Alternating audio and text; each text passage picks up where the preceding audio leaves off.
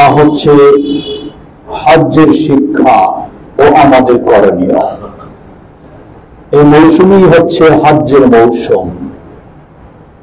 সুতরাং এই হজ্জের মৌসুমে আমাদের কি শিক্ষণীয় রয়েছে, যারা হজে যাবে তারা, যারা যাব না তাদেরও, এবং আমাদের কি করণীয় রয়েছে,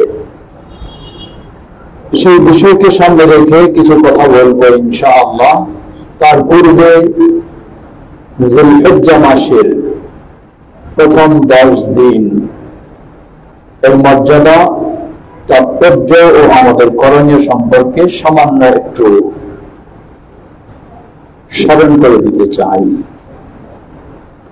সহিহুল বুখারীর হাদিসে এসেছে, প্রসিদ্ধ সাহাবী আব্দুল্লাহ ইবনে আব্বাস রাদিয়াল্লাহু তাআলা আনহুমা বর্ণনা করেন, রাসূলুল্লাহ সাল্লাল্লাহু আলাইহি ওয়াসাল্লাম বলেন, মা মিন আইয়ামিন আল-আমালু আস-সালিহু ফীহা আহাব্বু ইলাল্লাহ মিন হাযিহি আল-আইয়াম আল-আশরা। قالوا وما الجهاد في سبيل الله يا رسول الله؟ قال ولا الجهاد في سبيل الله إلا من خرج بنفسه وماله ولم يرجع بذلك من شيء رواه البخاري। যুলহিজ্জাহ মাস অতি সন্নিকটে। আজকে সৌদি আরবে সেখানে 29শে যুলকাদা, হতে পারে আগামীকাল সৌদি আরবে 1 যুলহিজ্জাহ। তা আমরা সাধারণত একদিন পরেই চাঁদ দেখে থাকি। সেই দৃষ্টিকোণ থেকে আমাদের আজকে হলো 28শে যুলকাদা। আগামীকালের পরের দিন, আগামীকালকে আমাদের শেষ যুলকাদা হতে পারে, তারপরের দিন যুলহিজ্জাহ মাস আমাদেরও শুরু হতে পারে। সেটি খেয়াল রাখবো আমরা, কারণ এর খেয়ালের সাথে ইবাদতের বিষয় রয়েছে। আল্লাহ রাসূল সাল্লাল্লাহু আলাইহি ওয়াসাল্লাম বলেন, মা মিন আইয়ামিন আল-আমালু সালিহু ফীহা আহাব্বু ইলাল্লাহ মিন হাযিহি আল-আইয়াম আল-আশরা।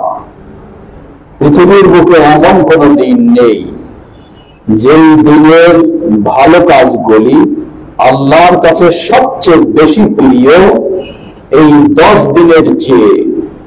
অর্থাৎ পৃথিবীর বুকে যত দিন আসে, সব দিনগুলোর মাঝে এই 10 দিনের ভালো কাজগুলি হলো আল্লাহর কাছে সবচেয়ে প্রিয়।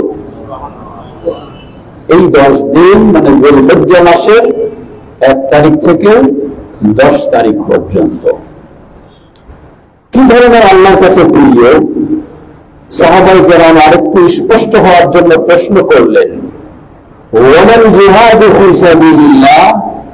এ আল্লাহর রাসূল সাল্লাল্লাহু আলাইহি ওয়াসাল্লাম, আমরা জানি জিহাদ ফি সাবিলিল্লাহ আল্লাহর কাছে সবচেয়ে প্রিয় আমল, সেটার চেয়েও কি এই 10 দিনের ভালো আমলগুলি আল্লাহর কাছে আরো বেশি প্রিয়? রাসূলুল্লাহ সাল্লাল্লাহু আলাইহি ওয়াসাল্লাম বললেন, ওয়াল জিহাদু ফি সাবিলিল্লাহ। জিহাদ ফি সাবিলিল্লাহর চেয়েও এই 10 দিনের আমলগুলি আল্লাহ সুবহানাহু ওয়া তাআলার কাছে অধিক প্রিয়। সুবহানাল্লাহ। তবে ইল্লা মান খারাজা বিনাফসিহি ওয়া মালিহি ওয়ালাম ইয়ারজি বিযালিকা মিন শাই। ওই ব্যক্তির জিহাদ ফি সাবিলিল্লাহ আল্লাহর কাছে আরো অধিক প্রিয়, যে জান ও মাল নিয়ে আল্লাহর পথে বের হয়েছে, কোনো কিছু নিয়ে আর ফিরতে পারেনি। প্রসঙ্গক্রমে স্মরণ করে দিতে চাই, এর অর্থ এই নয় কিছু মানুষ ভ্রান্ত চিন্তার অনুসারী হয়ে জিহাদ ফি সাবিলিল্লাহর নাম দিয়ে যে সমস্ত অতি উৎসাহী হয়ে উগ্রপন্থা অবলম্বন করে কাজ করে থাকে, বোমাবাজি করে থাকে, আর নাম দেয় জিহাদ ফি সাবিলিল্লাহ, আর সেটাতে নিজেরা আত্মহুতি দিয়ে সব শেষ হয়ে যেতে চায়। এটি কখনো আল্লাহ রাসূল সাল্লাল্লাহু আলাইহি ওয়াসাল্লামের সুন্নাহ সম্মত নয়। অবশ্যই হতে হবে ওই জিহাদ ফি সাবিলিল্লাহ সবচেয়ে উত্তম হবে তখন যখন তা হবে রাসূলুল্লাহ সাল্লাল্লাহু আলাইহি ওয়াসাল্লাম যেই ধরনের শর্ত বা পদ্ধতি অনুযায়ী করেছেন সেই অনুযায়ী। আর না হলে আমরা বলবো এই হাদিসের আলোকে নরমালি সাধারণ জিহাদ ফি সাবিলিল্লাহ এটাও শরীয়ত সম্মত, যার মর্যাদা কোরআন সুন্নাহ অনেক বর্ণনা এসেছে, তার চেয়ে এই 10 দিনের আমলগুলি আল্লাহ সুবহানাহু ওয়া তাআলার কাছে অধিক প্রিয়, অধিক পছন্দনীয়। সুতরাং সত্যি আপনি সৌভাগ্যবান, আমরা সৌভাগ্যবান, সেই দিনগুলিকে আমরা সামনে পেয়ে যাচ্ছি। আল্লাহর কাছে আবেদন করছি, আল্লাহ আমরা যেন এই মর্যাদাপূর্ণ দিনগুলি মর্যাদাপূর্ণ কাজের মাধ্যমে অতিবাহিত করতে পারি। আল্লাহ আমাদের তৌফিক দান করুন। সমাগত দিনে ভাই সকল, তাহলে এই দিনগুলিতে আমরা জানলাম আল্লাহর কাছে সবচেয়ে বেশি পছন্দনীয় ও প্রিয় আমল হলো এই 10টি দিনের আমল। গোটা বছরে 10টি দিন হলো শ্রেষ্ঠ, আর 10টি রাত হলো শ্রেষ্ঠ। রাতের দিক থেকে রমাদান মাসের শেষ দশক, যে রাতগুলিতে কদরের রাত রয়েছে, গোটা বছরের রাতের মাঝে শ্রেষ্ঠ রাত হলো রমাদান মাসের শেষ দশকের রাত, দিন নয়। আর গোটা বছরের মাঝে শ্রেষ্ঠ দিন হলো এই যুলহিজ্জা মাসের প্রথম 10 দিন। সেই 10 দিন আমাদের সন্নিকটে, আমরা অতি শীঘ্রই পেয়ে যাব ইনশাআল্লাহ। কি আমল করতে পারি যা আল্লাহর কাছে আরো বেশি পছন্দনীয় হবে? জবাব মনে রাখবেন, আল্লাহর কাছে সবচেয়ে প্রিয় আমল করার জন্য আমার মন মতো করলে আল্লাহর কাছে প্রিয় কোনোদিনই হবে না। আল্লাহর কাছে প্রিয় হওয়ার জন্য আল্লাহর সবচেয়ে প্রিয় ব্যক্তি যিনি, তিনি যে শিক্ষা দিয়েছেন, যে নিয়ম দিয়েছেন, তার মতো হতে হবে, তাহলে সেটি আল্লাহর কাছে সবচেয়ে প্রিয় বলে গণ্য হবে। আর আল্লাহর কাছে সবচেয়ে প্রিয় ব্যক্তি হলেন আমাদের প্রিয় রাসূল মুহাম্মদ সাল্লাল্লাহু আলাইহি ওয়াসাল্লাম। আপনি মন করে একটা অনুভব করবেন এই দিনগুলিতে, আর ভাববেন যে এটাই আল্লাহর কাছে হয়তো সবচেয়ে বেশি প্রিয় হিসেবে গণ্য হবে না। আপনাকে লক্ষ্য করতে হবে নবী মুহাম্মদ সাল্লাল্লাহু আলাইহি ওয়াসাল্লাম এই দিনগুলিতে প্রিয় ভালো আবাদত হিসাবে কি কি করেছেন। আমরা বলবো সাধারণভাবে নরমালি ভাবে যা সালাত আদায় করি সেই সালাত, ফরজ হোক নফল হোক। দ্বিতীয় সিয়াম, রাসূল সাল্লাল্লাহু আলাইহি ওয়াসাল্লাম থেকে প্রমাণিত, তিনি যুলহিজ্জা মাসের 1 তারিখ থেকে 9 তারিখ পর্যন্ত 9টি দিনেই তিনি সিয়াম পালন করতেন, এটি সুন্নাহ। এবং এই দিনগুলির জন্য প্রিয় ইবাদতের মধ্যে অন্যতম হলো এই দিনগুলিতে সিয়াম পালন করা, রোজা রাখা। এটি ফরজ নয়, এটি নফল ইবাদত, কিন্তু আপনার সাধ্য অনুযায়ী। আর এই দিনগুলি যেহেতু সবচেয়ে আল্লাহর কাছে এই দিনগুলির আমল প্রিয়, তাই সেগুলি আমরা সাধ্য অনুযায়ী চেষ্টা করব।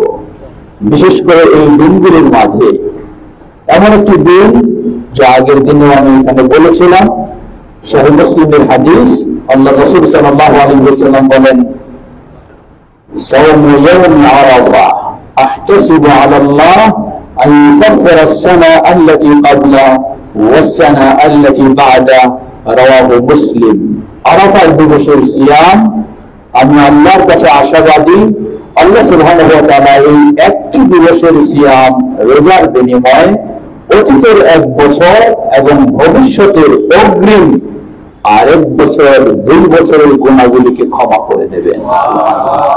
সেই দিনটি হলো এই 10টি দিনের মাঝে রয়েছে সেই আরাফার দিবসটিও।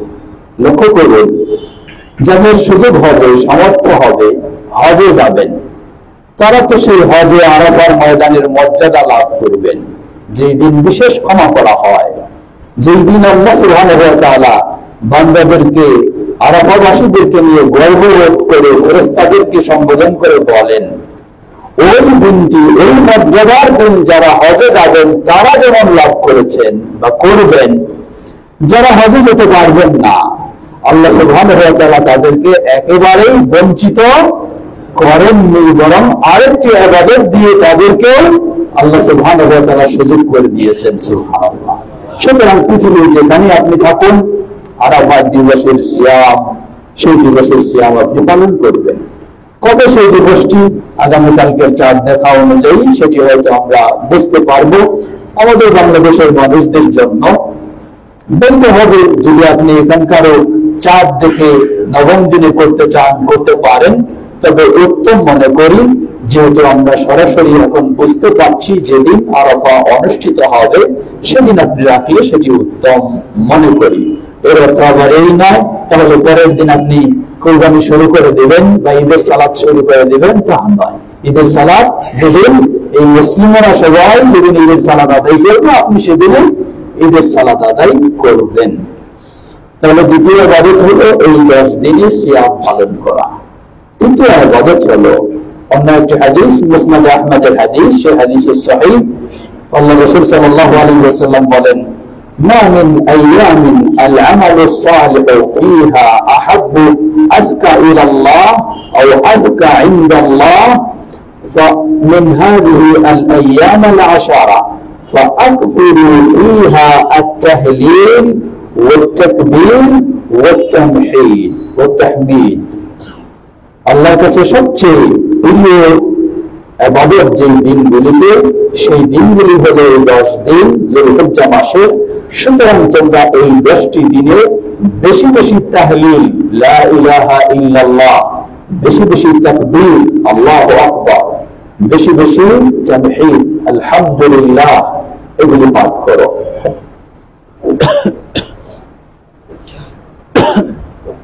হাদিস সহিহ। সুতরাং এই হাদিসের আলোকে আমরা বলবো, এই দিনগুলিতে বেশি বেশি আপনি তাকবীর, তাহমিদ এবং এগুলি আপনি বেশি বেশি পাঠ করবেন। অন্যভাবে এই দিনগুলিতে আপনি বেশি বেশি তেলাওয়াত করবেন, কোরআন মাজিদ বোঝার চেষ্টা করবেন, দ্বীন শেখার চেষ্টা করবেন। অন্যভাবে এই দিনগুলিতে আপনি বেশি বেশি দান সদকা করতে পারেন, যেতে যে শরীয়ত সম্মত আমল এবং আল্লাহর কাছে এই দিনগুলি বেশি প্রিয়, সুতরাং সেটি করতে পারেন। এই ধরনের শরীয়ত সম্মত, মোট কথা যে আমলটি আমি করব সেটি অবশ্যই কোরআন এবং সহিহ হাদিসের দলিলের আলোকে প্রমাণিত হতে হবে। এই দিনগুলিতে করণীয়, বর্জনীয় কি? এই দিনগুলিতে কি কোনো বর্জনীয় বিশেষ আছে? জবাব হ্যাঁ।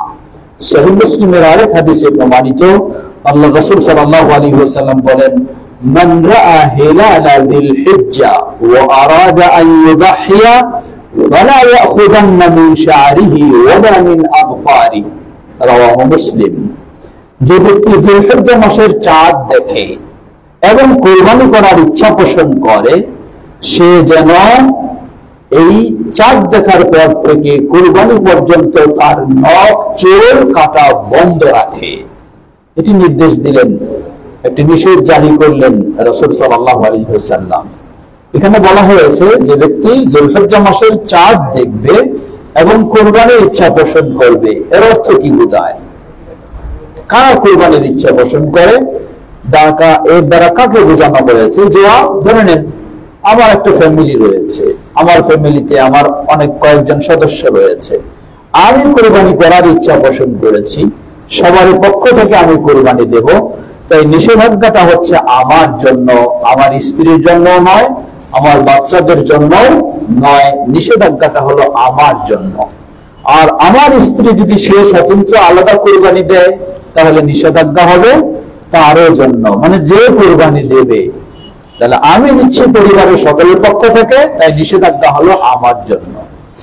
আমার জন্য নিষেধ হলো এই চাঁদ দেখা থেকে শুরু করে কুরবানির পূর্ব পর্যন্ত নখ চুল ইত্যাদি কাটা নিষিদ্ধ। সাধ্য অনুযায়ী আমাদের চেষ্টা করা উচিত। আল্লাহু তাআলা আ'লাম। সমাজে কিছু কুসংস্কার রয়েছে, যুলহিজ্জা মাসের চাঁদ দেখা গেলে কি মুরগি জবাই করা যাবে না, মোরগ জবাই করা যাবে না ওই কোরবানির আগে বা ইত্যাদির আগে, এগুলি কুসংস্কার, এগুলি কখনো সঠিক নয়। আরেক হাদিস রয়েছে যেটি ইবনে মাজাহ হাদিস, সেই হাদিসে বলা হয়েছে যে ব্যক্তির কোরবানি দেওয়ার সামর্থ্য নেই, তিনি যদি যুলহিজ্জা মাসের চাঁদ দেখার পরে নখ চুল কাটা বন্ধ করেন, মানুষেরা যখন কুরবানি করবে তখন তিনি নখ চুল কাটেন, তাহলে কুরবানির সওয়াব লাভ করবেন, এমন একটি হাদিস রয়েছে, কিন্তু হাদিসটি সহিহ নয়। সুতরাং যারা কুরবানি দেবেন না তাদের জন্য নখ চুল কাটা নিষিদ্ধ নয়, নিষিদ্ধ হলো শুধু যারা কুরবানি দেব তাদের। প্রসঙ্গকে আমি একটি স্মরণ করে দিতে চাই, আমাদের অনেক ভাই এই হাদিসটিকে খেয়াল করেন যে এত মর্যাদা এবং এত নিষেধ করা হয়েছে যে এই দিনগুলিতে নখ চুল কাটা যাবে না। এর মানে নখ চুল কাটা যাবে না, তবে কি সেভ করা যাবে?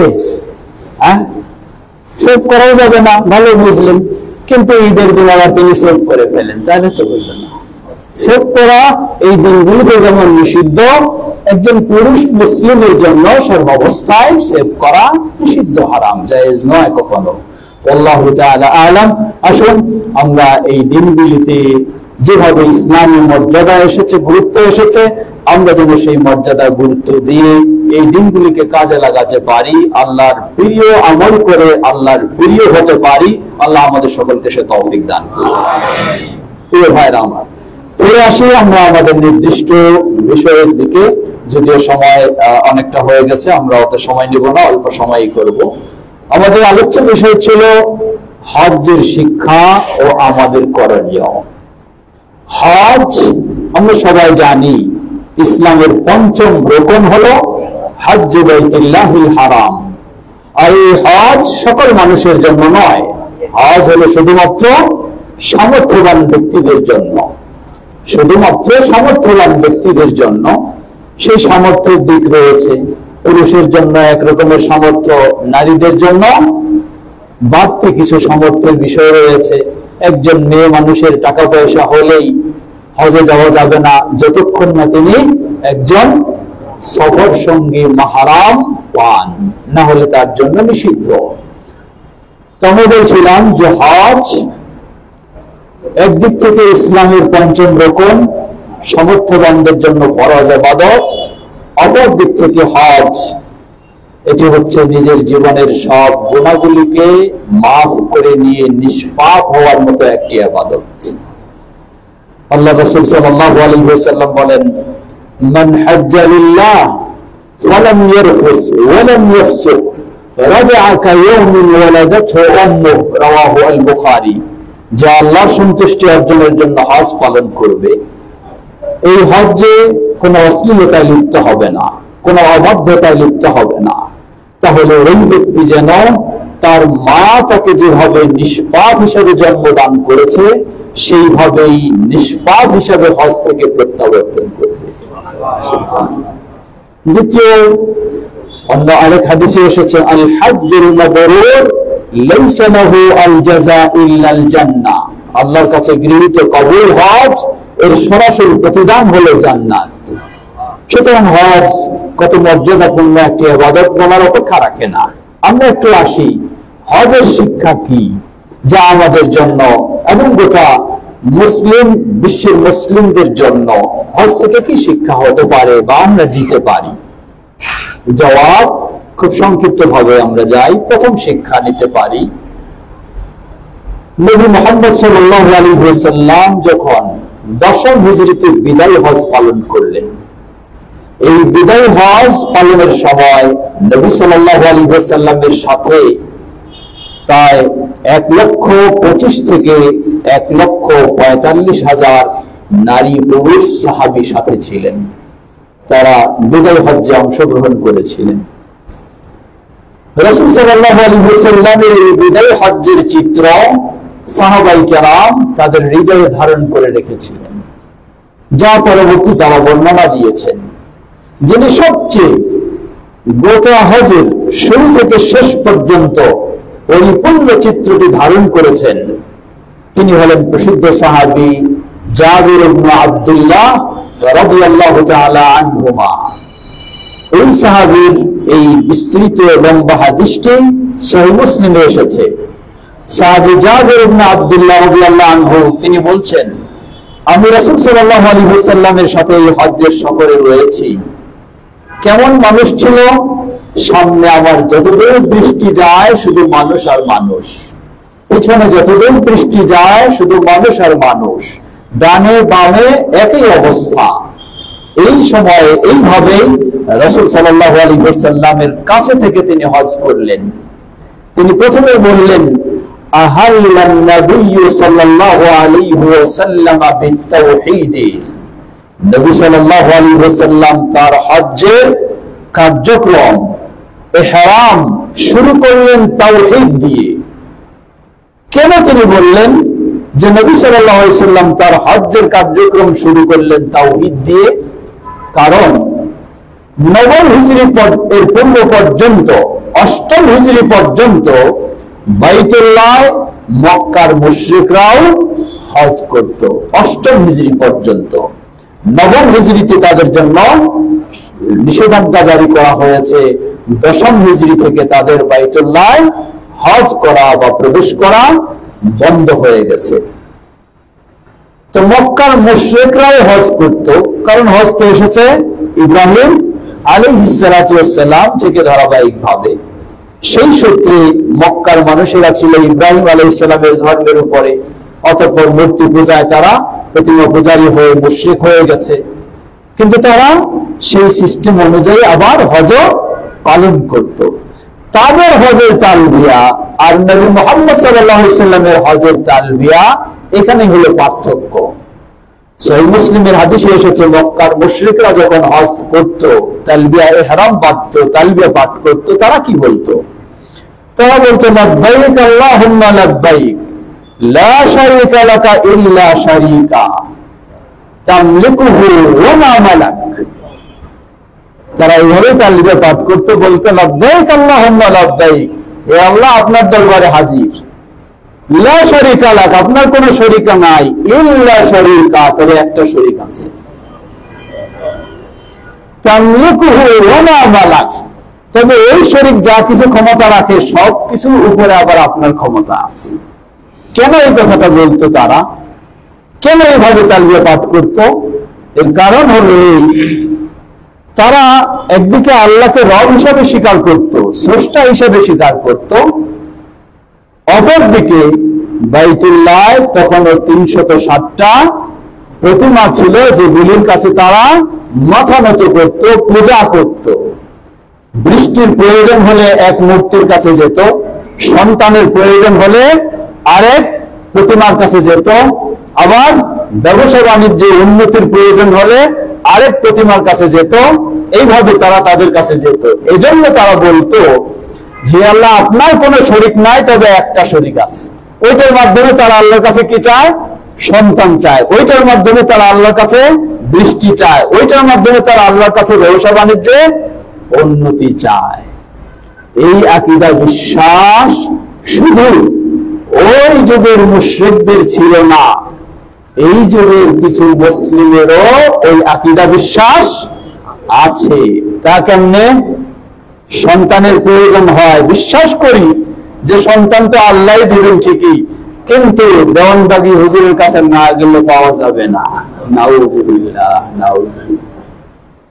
সন্তানের প্রয়োজন হলে বা ব্যবসায় উন্নয়নের প্রয়োজন হলে বিশ্বাস করি আল্লাহ দিবেন ঠিকই, কিন্তু অমুক দরবারে না গেলে পাওয়া যাবে না। সেখানে গিয়ে চাই, কান্নাকাটি শুরু করি, চাওয়া শুরু করি। একই বিশ্বাস। ওই যুগের মুশরিকদের যে বিশ্বাস, এই যুগের দরগাপন্থী বা কবর পূজারী যারা কবরে গিয়ে সেজদায় করে থাকে বা মাজারে গিয়ে সেজদায় করে থাকে, আল্লাহর কাছে চাওয়া বাদ দিয়ে মাজারে গিয়ে ভুলে যায়, মনে হয় তার কাছে আল্লাহর কোনো পাওয়ারই নাই, পাওয়ার যা আছে সবকিছু এটার কাছেই আছে। লা হাওলা ওয়ালা কুওয়াতা ইল্লা বিল্লাহ। সেম শিরক, কিন্তু করত সেই যুগের মুশরিকরা আর করছে এই যুগের মুসলিমরা। আল্লাহু আকবার, কি পার্থক্য দেখুন। কিন্তু জাবির ইবনে আব্দুল্লাহ রাদিয়াল্লাহু আনহু কি বললেন? তিনি বললেন, আহাল্লান নবী সাল্লাল্লাহু আলাইহি ওয়াসাল্লাম বিত-তাওহীদ। নবী সাল্লাল্লাহু আলাইহি ওয়াসাল্লাম তার ইহরামের কার্যক্রম তালবিয়া শুরু করলেন তাওহীদ দিয়ে। কেন বললেন এটা? কারণ নবী সাল্লাল্লাহু আলাইহি ওয়াসাল্লাম মক্কার মুশরিকদের মতো বলেননি লাব্বাইক আল্লাহুম্মা লাব্বাইক লা শারীকা লাকা ইল্লা শারীকা, এটা বলেননি। তিনি বললেন লাব্বাইক আল্লাহুম্মা লাব্বাইক লা শারীকা লাক, লা শারীকা, কোন দিক থেকে কোন রকমের শরীক নেই। সব ক্ষমতা একমাত্র আল্লাহর হাতে। সকল দিক থেকে শরীক মুক্ত হলেন আল্লাহ সুবহানাহু ওয়া তাআলা। নবী সাল্লাল্লাহু আলাইহি ওয়াসাল্লাম এই ঘোষণা দিলেন। আরো বললেন, শুধু এটুকু নয়, ইন্নাল হামদা ওয়ান নি'মাতা লাকা ওয়াল মুলক, যাবতীয় প্রশংসা, অবদান, সমগ্র বিশ্বের সাম্রাজ্য, ক্ষমতা, সবকিছু তোমার। লা শারীকা লাক, কোন দিক থেকে কোন শরীক নেই, কোন দিক থেকে কোন শরীক নেই। সব দিক থেকে শরীক মুক্ত করে তাওহীদের কালিমা পাঠ করলেন নবী সাল্লাল্লাহু আলাইহি ওয়াসাল্লাম। এজন্য সাহাবী জাবির ইবনে আব্দুল্লাহ রাদিয়াল্লাহু আনহু তিনি বললেন, আহাল্লান নবী সাল্লাল্লাহু আলাইহি ওয়াসাল্লাম বিতাওহীদ, নবী সাল্লাল্লাহু আলাইহি ওয়াসাল্লাম এই তাওহীদের কালিমা দিয়ে তিনি তার হজ্জের কার্যক্রম শুরু করলেন। প্রিয় ভাইরা আমার, একটু ভেবে দেখুন, নবী সাল্লাল্লাহু আলাইহি ওয়াসাল্লামের তালবিয়া কি আজকে আমরা বলি না মুশরিকদের তালবিয়া বলি? কোনো সন্দেহ নেই আমরা নবী সাল্লাল্লাহু আলাইহি ওয়াসাল্লামের তালবিয়া বলি, কিন্তু নবী সাল্লাল্লাহু আলাইহি ওয়াসাল্লামের তালবিয়া বলে আমরা কি আজকে শরীক মুক্ত হতে পেরেছি? শিরক মুক্ত হতে পেরেছি? না, হতে পারি না। তাহলে আজকে বিশ্বের মুসলিমদের জন্য এই হজ থেকে সবচেয়ে বড় শিক্ষা হলো, ওই হজ্জের ময়দানে গিয়ে ওই ইহরামের সময়, ওই তালবিয়ার সময় আপনি যখন আল্লাহকে সকল দিক থেকে শরীক মুক্ত করে থাকেন, আপনি একজন আলেম হন, আরেকজন রাজনীতিবিদ হন, আরেকজন ক্ষমতাশীল হন, আরেকজন যাই হন না কেন, ওখানে আপনি যে স্বীকৃতি দেন, ওই স্বীকৃতি আপনার গোটা জীবনে যদি আপনি বাস্তবায়ন করতে পারতেন, তাহলে আজকে মুসলিমেরা নির্যাতিত হতো না ফিলিস্তিনে, সবাই তাদের কথাটাই চিন্তা করতাম। কিন্তু চিন্তা করি আজকে শুধু নিজেদের বিষয়, কেন আমার অবস্থানটা ঠিক থাকে, যার ফলে হজ্জের সময় গিয়ে সেখানে শরীক মুক্ত হওয়ার ঘোষণা দেয়, ফিরে আসলে আর শরীক মুক্ত হতে চাই না, শিরকে লিপ্ত হয়ে যায়। যারা কবর পূজায় ব্যস্ত তারা ওই পথে চলে যায়, ওখানে গিয়ে ঠিকই বলি, এখানে আবার ঠিকই ফিরে আসি। যদি এই অবস্থা হয়, তাহলে গোটা জীবন যদি এভাবে চলি, তাহলে আসলেই আমাদের কোনো পরিবর্তনের আশা করা যায় না। এজন্য গোটা বিশ্বের মুসলিমকে আজকে এই হজ থেকে ওই তাওহীদের শিক্ষা নেওয়া উচিত। এই হজ থেকে যদি আমরা ওই তাওহীদের শিক্ষা নিতে পারি, তাহলে ইনশাআল্লাহ পৃথিবীর যেখানে আপনি থাকুন না কেন, আপনার আপন জায়গায় আপনি তাওহীদ প্রতিষ্ঠা বাস্তবায়ন করতে পারবেন ইনশাআল্লাহ। আল্লাহ আমাদেরকে সেই শিক্ষা দেওয়ার তৌফিক দান করুন। বিশেষ করে হজে কারা যায়? সবচেয়ে গরিব মানুষ যারা, তারাই তো যায়। যারা কিন্তু যারা মাথা সামর্থ্যবান, ক্ষমতাশীল, পাওয়ারফুল, তারাই হজে যান। তারাই যদি আল্লাহকে ভয় করে ওই শিক্ষাটা নিয়ে আসতে পারেন, সত্যি গোটা মুসলিম বিশ্ব তাওহীদের বিশ্ব হবে ইনশাআল্লাহ। তাই আমরা বলবো, যারা হজে যান তাদেরও আর আমাদের সকলেরই এই হজ থেকে সর্বপ্রথম যে শিক্ষা নিতে হবে, সেটি হলো আশহাদু আল্লা ইলাহা ইল্লাল্লাহু ওয়াহদাহু লা শারীকা লাহু। এই শিক্ষা নিতে হবে। ওয়াহদাহু লা শারীকা লাহু উচ্চারণ ঠিকই করি, কিন্তু কাজের সময় আবার শরীক যোগ করে ফেলি, ইবাদতে শরীক যোগ করে ফেলি, কিন্তু ঘোষণা দেওয়ার সময় থেকে ওয়াহদাহু লা শারীকা লাহু বলি। সুতরাং গোটা বিশ্বের মুসলিমদের কর্তব্য হলো এই হজ থেকে সেই শিক্ষা নেওয়া, ওই তাওহীদের শিক্ষা নিয়ে যেন আমরা গোটা জীবনটাকে তাওহীদের উপরে যদি প্রতিষ্ঠিত করতে পারি। এই জন্যই নবী সাল্লাল্লাহু আলাইহি ওয়াসাল্লাম বলেন, মান কানা আখিরু কালামিহি লা ইলাহা ইল্লাল্লাহ দাখালাল জান্নাহ, যে ব্যক্তির জীবনের শেষ বাণী মুখ থেকে বের হবে লা ইলাহা ইল্লাল্লাহ দাখালাল জান্নাহ, শতভাগ নিশ্চিত সে জান্নাতে যাবেই যাবে ইনশাআল্লাহ। কখন এই চিন্তা, কখন এই প্রতিদান আপনি পাবেন, এই মর্যাদা আপনি কখন পাবেন?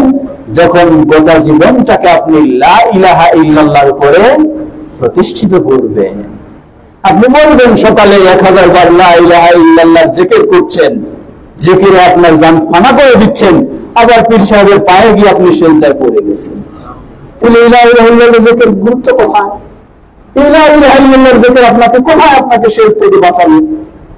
লা ইলাহা ইল্লাল্লাহ জিকির আপনাকে কিভাবে তাওহীদের উপরে রাখে? এজন্য আল্লাহ সুবহানাহু ওয়া তাআলা বলেন সূরা মুহাম্মদ 19 নম্বর আয়াত, ফা'লাম আন্নাহু লা ইলাহা ইল্লাল্লাহ, এই জ্ঞান অর্জন করো লা ইলাহা ইল্লাল্লাহ। লা ইলাহা ইল্লাল্লাহর জ্ঞান আজকে আমাদের অনেকেরই নাই। যদি থাকতো তাহলে লা ইলাহা ইল্লাল্লাহ বলতাম, আবার শিরকে লিপ্ত হতাম, তা কোনোদিন হতে পারে না। লা ইলাহা ইল্লাল্লাহ অর্থই হলো আমাকে সকল শিরক থেকে মুক্ত হতে হবে, আমার জীবনের সব ইবাদত হবে একমাত্র আল্লাহ সুবহানাহু ওয়া তাআলা। আজকে আপনি যখন হজ্জের জন্য পা বাড়ালেন, ওই তালবিয়া থেকে শুরু করে হজের শেষ কাজ পর্যন্ত সর্বক্ষেত্রে শুধু আল্লাহর জিকির, আল্লাহর বরত্ব, আল্লাহর মহত্ব ছাড়া আর কিছুই। আপনি বাইতুল্লাহ তাওয়াফ শুরু করবেন, সেখানেও বিসমিল্লাহ আল্লাহু আকবার দিয়ে শুরু করবেন। আপনি জামারাতে পাথর মারবেন, সেখানে কি বলবেন? আল্লাহু আকবার, সেখানেও তাকবীর। আইয়ামে তাশরীক সবচেয়ে বেশি বেশি জিকির কি পাঠ করবেন? আল্লাহু আকবার, আল্লাহু আকবার, লা ইলাহা ইল্লাল্লাহ, আল্লাহু আকবার, আল্লাহু আকবার, ওয়া লিল্লাহিল হামদ। সব একই, আল্লাহর বরত্ব মহত্ব। সত্যি এই হজের দিনগুলি থেকে এই তাওহীদের শিক্ষা নিয়ে শিরক মুক্ত যদি আমরা হতে পারি, আমাদের অধীনস্থ সংশ্লিষ্ট ব্যক্তিদেরকে সেভাবে তাওহীদের পথে নিতে পারি, তাহলে জান্নাতকে আমরা নিশ্চিত করতে পারবো ইনশাআল্লাহ। আল্লাহ আমাদেরকে হজ থেকে তাওহীদের শিক্ষা নেওয়ার তৌফিক দান করুন। দ্বিতীয় শিক্ষা বলে শেষ করবো, যেহেতু দীর্ঘ হয়ে যাচ্ছে। হজ থেকে দ্বিতীয় শিক্ষা নেওয়া উচিত, আপনি কোন দেশের মানুষ, কোন ভাষার মানুষ, কোন তরিকার মানুষ, কোন গোত্রের মানুষ, কারো জন্য হজের কোন পৃথক নিয়ম নাই। কেননা ওই সেই বিদায় হজ্জে সেই সাহাবী জাবির ইবনে আব্দুল্লাহ রাদিয়াল্লাহু তাআলা আনহু তিনি বলেন, নবী সাল্লাল্লাহু আলাইহি ওয়াসাল্লাম হজের প্রতিটি প্রেক্ষাপটে তিনি ঘোষণা দিচ্ছেন সাহাবীদেরকে লক্ষ্য করে, বলছেন খুযু আন্নী মানাসিকাকুম, আমার কাছ থেকে তোমাদের হজ উমরার নিয়ম কানুনগুলি শিখে নাও। কেউ যদি বলে বুঝলাম নবী সাল্লাল্লাহু আলাইহি ওয়াসাল্লাম এটা করেছেন, কিন্তু আবু বকর সিদ্দিক রাদিয়াল্লাহু আনহু প্রথম খলিফা, অনেক মর্যাদা আছে, তিনি যেটা বলেছেন তার বাইরে আমি যেতে পারবো না, হজ হবে তার? কেউ যদি বলে ওমর ইবনে খাত্তাব রাদিয়াল্লাহু আনহু, তার পদ্ধতি ছাড়া আমি আর অন্যদিকে যেতে পারি না, হজ হবে তার? আচ্ছা বলুন, আবু বকর ওমর রাদিয়াল্লাহু তাআলা আনহুম তাদের মতো ব্যক্তির দোহাই দিয়ে যদি বলে আর আপনি বললেন হজ হবে না, তাহলে পরবর্তী কোন ব্যক্তির দোহাই দিয়ে যদি বলে তাহলে যাবেন কোথায়? হ্যাঁ, হবে হজ? সুতরাং গোটা বিশ্বের সব হাজিকে এক পথে চলতে হবে। তাহলে কি নবী মুহাম্মদ সাল্লাল্লাহু আলাইহি ওয়াসাল্লাম যেখানে যেই হজের নিয়ম দিয়েছেন, আমাকে সেই নিয়ম ফলো করতে হবে, সেই নিয়ম আমাকে মানতে হবে, সেই নিয়ম আমাকে শিখতে হবে। না হলে নবী সাল্লাল্লাহু আলাইহি ওয়াসাল্লাম বলেন, মান আমিলা আমালান লাইসা ফীহি আমরুনা ফাহুয়া রাদ, যে ব্যক্তি এমন কোন আমল করবে যে আমলের ক্ষেত্রে আমাদের নিয়ম নীতি কোনো নেই, ফাহুয়া রাদ্দুন, সেটি প্রত্যাখ্যানযোগ্য, কখনো গ্রহণযোগ্য আল্লাহর কাছে হবে না।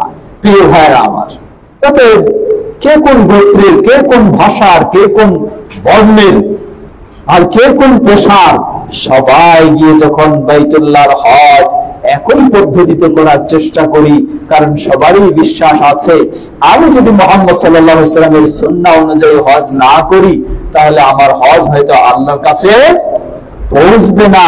তাহলে ওই শিক্ষা আমাদেরকে নিতে হবে, নিয়ে শুধু হজ নয়, আমার জীবনে যত ইবাদত রয়েছে সবটাই মুহাম্মদ সাল্লাল্লাহু আলাইহি ওয়াসাল্লামের সঠিক অনুসরণ করে করতে হবে। লক্ষ্য করুন ছোট্ট একটি উদাহরণ, ওমর ইবনে খাত্তাব রাদিয়াল্লাহু আনহু, হাদিস সহিহ বুখারী, বাইতুল্লাহ তাওয়াফ শুরু করতে যাচ্ছেন। প্রথমে তাওয়াফ শুরু করতে হয় কালো পাথরের থেকে, হাজরে আসওয়াদ থেকে। হাজরে আসওয়াদের সামনে দাঁড়ালেন, দাঁড়িয়ে বললেন, ইন্নী আ'লাম আন্নাকা হাজার লা তানফা ওয়ালা তাদর, জেনে রাখো আমি জানি তুমি একটা পাথর মাত্র, তুমি কোনো উপকার করারও ক্ষমতা রাখো না, কোনো ক্ষতি করারও ক্ষমতা। পাথরের তো অনেক ক্ষমতা আছে, তাই না? এই যে আংটির পাথর নেই না, হ্যাঁ, আংটিতে পাথর বসাই না, আকিক পাথর বলুন আর অমুক পাথর বলুন, হ্যাঁ, জীবনের পরিবর্তনের জন্য কি ক্ষমতা নাই? না থাকলে তুমি এই পাথর নেই, এটা সম্পূর্ণ সে। আপনি পাথর নেবেন, সপ্ত ধাতুর আংটি নেবেন, আর অমুক নেবেন, তমুক নেবেন, জীবনের পরিবর্তন নিয়ে আসার জন্য, এটি শিরক, অবশ্যই শিরক, কোনো ক্ষমতা নেই। ওমর ইবনে খাত্তাব রাদিয়াল্লাহু আনহু ওই হাজরে আসওয়াদের সামনে দাঁড়িয়ে বলছেন, আমি জানি তুমি একটি পাথর মাত্র, তোমার কল্যাণ করার, উপকার করার কোনো ক্ষমতা নেই। তাহলে আমার মতো মানুষ তোমার মতো পাথরকে কেন চুমু খাবে, কেন তোমাকে এই সম্মান দেখাতে পারি না। কিন্তু আমি থেমে গেছি এক জায়গায়, সেটি কি, লাউলা রাআইতু রাসূলুল্লাহ সাল্লাল্লাহু আলাইহি ওয়াসাল্লাম ইউকাব্বিলুকা মা কাব্বালতুকা আবাদা, জেনে রাখো আমি যদি আমার প্রিয় রাসূল মুহাম্মদ সাল্লাল্লাহু আলাইহি ওয়াসাল্লামকে না দেখতাম তোমাকে চুমু খেতে, তাহলে আমার মতো ওমর তোমাকে কোনোদিন চুমু খেত না। সুবহানাল্লাহ। দেখেছি আমার প্রিয় রাসূল চুমু খেয়েছেন, কোনো প্রশ্ন নেই। দেখেছি আমার প্রিয় রাসূল তোমাকে চুমু খেয়েছেন, আমার আর কোনো আপত্তি নেই, কোনো প্রশ্ন নেই, কোনো মন্তব্য নেই। আমাকে চুমু খেতে হবে, কোনো উপকারে আসুক আর নাই আসুক। কেন? রাসূল সাল্লাল্লাহু আলাইহি ওয়াসাল্লামের অনুসরণ। এটাই হলো রাসূল সাল্লাল্লাহু আলাইহি ওয়াসাল্লামের অনুসরণ। প্রিয় ভাইরা আমার, সুতরাং এই হজ্জের শিক্ষা হলো সেই ওমর ইবনে খাত্তাব রাদিয়াল্লাহু আনহু বলুন আর সেই আবু বকর সিদ্দিক রাদিয়াল্লাহু আনহু বলুন, সবাই হজ পালন করেছেন, নিজের মতো নয়, নিজের ইজতিহাদ নয়, কিছু ভালো হলে তাই করেছেন, মন্দ হলে করেন নাই, না, সবাই দেখেছেন আমার প্রিয় রাসূল সাল্লাল্লাহু আলাইহি ওয়াসাল্লাম করেছেন কি না। যদি করেছেন প্রমাণিত, আর বিলম্বের সুযোগ নেই। আমাদের সমাজে বেশ কিছু দেখবেন কঠোরতা রয়েছে। 10 তারিখ হলো সবচেয়ে বেশি কাজ, কঠিন কাজ। 5টা কাজ 10 তারিখ যারা তামাত্ত হজ করে। প্রথম হলো বড় জামরায় 7টি পাথর নিক্ষেপ করা, দ্বিতীয় হলো কুরবানি করা, তৃতীয় হলো মাথার চুল কাটা, চতুর্থ হলো বাইতুল্লাহ গিয়ে 7 চক্কর তাওয়াফ করা, পঞ্চম হলো সাফা এবং মারওয়ায় 7 চক্কর সাই করা। এই 5টি কাজ হলো 10 তারিখে। এই সিরিয়াল যেভাবে বলেছি, যদি কেউ করতে পারে আলহামদুলিল্লাহ। কিন্তু আমাদের কিছু ভাইরা এমন শক্ত করেন, বলেন কি যে এই সিরিয়াল যদি ভঙ্গ হয় তাহলে কি দিতে হবে? দম দিয়ে দিতে হবে। অথচ পৃথিবীর শ্রেষ্ঠ মুফতি সেই 10 তারিখে ওটের উপর বসে সামনে বের হলেন, সাহাবায়ে কেরাম এসে প্রশ্ন করছেন, বলছেন, হে আল্লাহর রাসূল সাল্লাল্লাহু আলাইহি ওয়াসাল্লাম, প্রথম কাজ ছিল পাথর মারা, কিন্তু তা পারিনি, আমি তো প্রথমে কি করেছি? কুরবানি করে ফেলছি। বললেন, ইফআল ওয়ালা হারাজ, করতে থাকো, কোনো অসুবিধা নেই। সুবহানাল্লাহ। আরেক ব্যক্তি আসে জিজ্ঞাসা করছেন, প্রথম কাজ ছিল পাথর মারা, পারিনি, কি করেছি? ছুরি কেটে ফেলেছি। বললেন, ইফআল ওয়ালা হারাজ, করতে থাকো, কোনো অসুবিধা নেই। রাসূল সাল্লাল্লাহু আলাইহি ওয়াসাল্লাম সহজ করে দিয়েছেন, কারণ সেই জিনিসটা একদিন সব বড় বড় কাজগুলো হওয়ার কারণে অনেক কঠিন হয়। তাই আমরা বলবো, চেষ্টা করতে হবে আপনাকে সিরিয়াল ঠিক রাখার। যদি ছুটে যায় তাহলে সহজ করেছেন রাসূলুল্লাহ সাল্লাল্লাহু আলাইহি ওয়াসাল্লাম। আবার যে জায়গাগুলিতে রাসূল সাল্লাম করেছেন সহজ করে দিয়েছেন, সেখানে কঠিন করার চেষ্টা করি আমরা, আর যেখানে রাসূল সাল্লাম কঠিন ভাবে দেখেছেন সেটারও ইচ্ছা মতো সহজ করে দেই। মনে রাখবেন, এমন খামখেয়ালির মতো করার সুযোগ নেই। আমাদেরকে করতে হবে, এই হজ শিক্ষা দেয় রাসূল সাল্লাল্লাহু আলাইহি ওয়াসাল্লামের অনুসরণ ছাড়া উপায় নেই। সুতরাং জীবনের প্রতিদিনের ইবাদত সালাত রাসূল সাল্লাল্লাহু আলাইহি ওয়াসাল্লামের অনুসরণ ছাড়া উপায় নেই। সিয়াম বলুন, যাকাত বলুন, ইসলামের যত ইবাদতই বলুন, আজকে গোটা বিশ্বের মুসলিমেরা ওই হজ পালনের সময় যেমন দেখে আসছে, যদি সেই শিক্ষা নিয়ে ফিরতো তাহলে কোনোদিন মানুষ মাজারে গিয়ে সেজদা দিত না, ঠিক কিনা?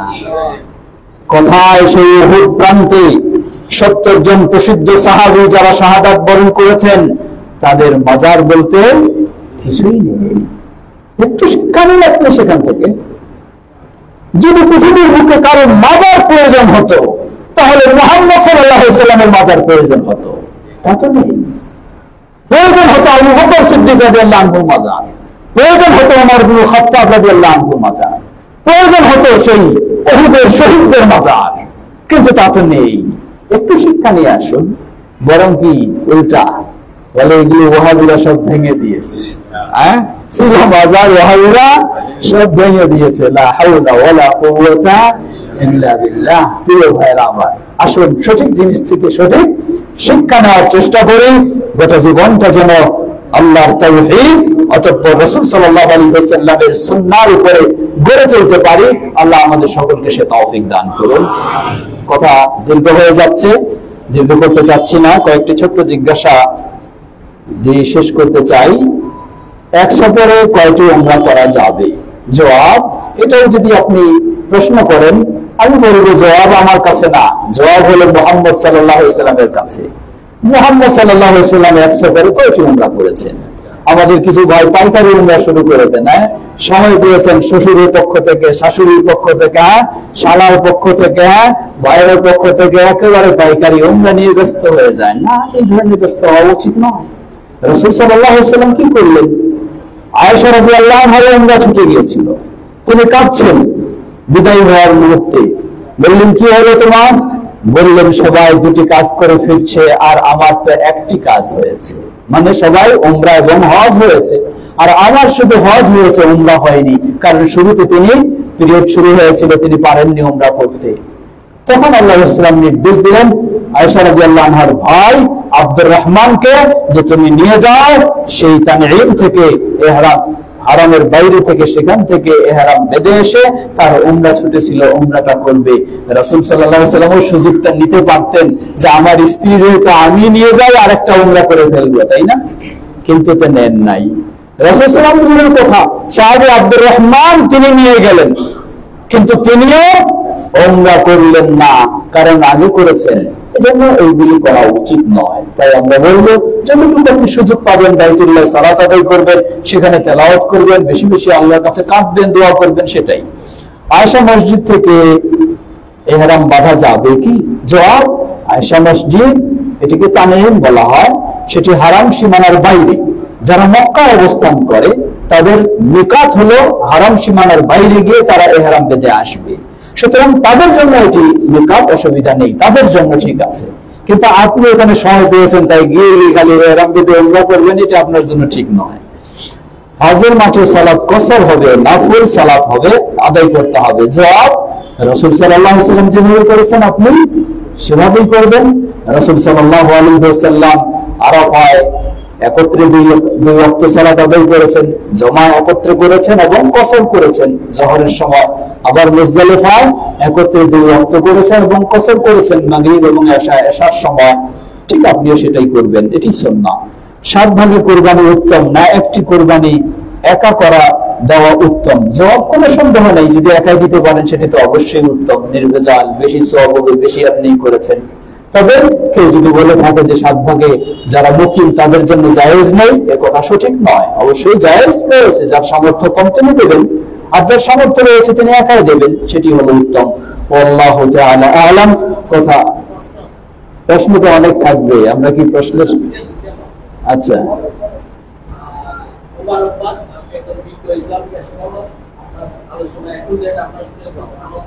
আচ্ছা, ধন্যবাদ।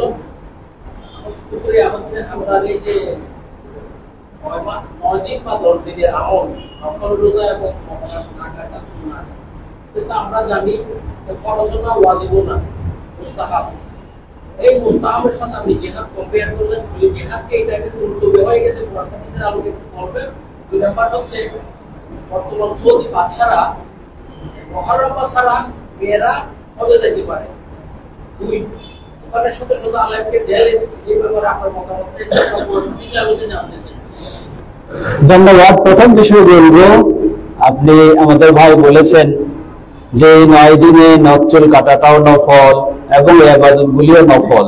আমরা ফরজ বলিনি, আমরা নফলই বলেছি। দ্বিতীয়, আমরা নফল বলেছি, ফরজ নয়। দ্বিতীয়, আপনি বললেন যে এটাকে জিহাদের সাথে তুলনা করলেন। জবাব, আমি জিহাদের সাথে তুলনা করি নাই। করেছেন কে? সাহাবায়ে কেরাম করেছেন। করেছেন সাহাবায়ে। কেন জিহাদ বলতে হবে? জিহাদ অবশ্যই রয়েছে, কিয়ামত পর্যন্ত থাকবে। জিহাদ অবশ্যই রয়েছে এবং জিহাদ কিয়ামত পর্যন্ত থাকবে জিহাদ, তবে মন গড়া জিহাদ থাকবে না। ইসলামী শরীয়তের বিধান অনুযায়ী জিহাদ অবশ্যই কিয়ামত পর্যন্ত রয়েছে। দ্বিতীয় প্রশ্ন করেছেন আপনি, কি প্রশ্ন করলেন? সৌদি বাদশাহ মাহরাম ছাড়া অনুমতি দিয়েছে। মনে রাখবেন, দুটি প্রশ্ন করলেন আপনি শেষে। এক হলো সৌদি বাদশাহ মাহরাম ছাড়া অনুমতি দিয়েছে, আর দ্বিতীয় হলো সৌদি বাদশাহ আলেমদেরকে জেলে রেখেছে। সৌদি বাদশাহ আলেমদেরকে জেলে রেখেছে কথা প্রসঙ্গে যদি ধরে নেই এটা ঠিক, তাহলে কি আমরা এটাকে সমর্থন দিব? দিব না। কেন? ইসলামের দিক থেকে অবিচার, তাই দিব না। এখন সৌদি বাদশাহ যদি মাহরাম ছাড়াও অনুমতি দেয়, তাহলে কি আমরা এটাকে ঠিক বলবো? বলতে পারি না। কারণ ইসলাম যদি না বলে, সৌদি বাদশাহ অনুমতি দিলে আমরা ঠিক বলতে পারি না। একই অবস্থা। আর সৌদি বাদশাহ আলেমদেরকে জেলে ভরেছে। আমার জানা মতে যে কোন আলেমকে যদি জেলে ভরে থাকে, অবশ্যই ব্যাখ্যা তার দিয়েছে তিনি কোন আলেম, কেন জেলে ভরেছেন। যদি রাষ্ট্রবিরোধী হয় এবং ফিতনা সৃষ্টিকারী হয়, তাহলে তার শাস্তি কি হতে পারে সেই দেশে, আমাদের দেশের মতো নয়। বিশ্ব স্বীকৃত ইসলামী স্কলার সেই দেশে আছেন, ফতোয়া বোর্ডে সবাই, তাদেরকে তো ভরে দেয় নাই। তাহলে সুতরাং সেটা অবশ্যই তারা তাদের প্রেক্ষাপট অনুযায়ী যদি প্রয়োজন মনে করেছেন। আমরা এটার জন্য বলতে পারবো না যে সুতরাং এটা জায়েজ হয়ে গেছে অথবা হারাম হয়ে গেছে, তা বলতে পারবো না। বরং বলবো সেখানে বিজ্ঞ ইসলামী স্কলারগণ রয়েছেন, তাদের ফতোয়ার আলোকে তারা কাজ করতেছেন। তারা আল্লাহর কাছে ভুল করলে সঠিক হবে, আর ভুল করলে আল্লাহর কাছে জবাবদিহির সম্মুখীন হবে, আর সঠিক করলে তো সঠিকই বিষয়। আল্লাহু তাআলা আ'লাম। আমরা মনে হয় আর দীর্ঘ না করে এখানে শেষ করতে চাই। পরিশেষে ধৈর্যের সাথে সুন্দরভাবে সকলে আজকে আলোচনায় উপস্থিত থাকার জন্য মোবারকবাদ জানাচ্ছি, কৃতজ্ঞতা জানাচ্ছি। বিশেষ করে আমাদের ভাই ইকবাল সাহেব এবং আরো যারা সাথে রয়েছেন, এই সুন্দর আয়োজন করেছেন, সবাই আল্লাহ সবাইকে জাযায়ে খায়র দান করুন। মসজিদ কর্তৃপক্ষ যারা সুন্দরভাবে পরিবেশ তৈরি করে দিয়েছেন, তাদের জন্য দোয়া করি, আল্লাহ তাদের সকলকে জাযায়ে খায়র দান করুন। আর আমরা যেন গোটা জীবন কোরআন ও সহিহ হাদিসের আলোকে নিজেকে গড়ে তুলতে পারি, তাওহীদ ও সুন্নাহর পথে আল্লাহ আমাদের সকলকে সে তৌফিক দান করুন।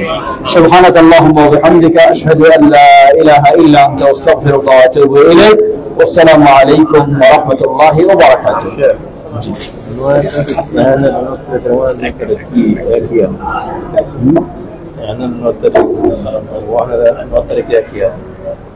না, 9 তারিখ ওখানে আমাদের